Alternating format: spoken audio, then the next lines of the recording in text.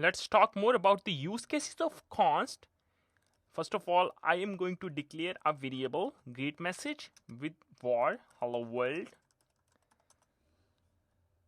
Let's try to log here console.log greet message. We did not declare the greet message first. We did not declare here greet message. So what will happen inside the console? Let's try to test it. Let's try to console it again.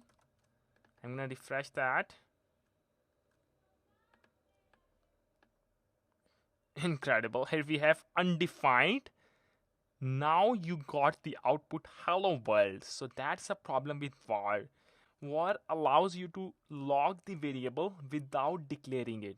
It will print the undefined. So what will happen on the other side if you try to use const here? It will not allow you to console the variable because you did not declare that first. Let's try to refresh that. Boom, here we have greet message is not defined. You will see the same output error message with the let me refresh that. Boom, here we have greet message is not defined. So it's a proper use case. Use let and const. Do not use var.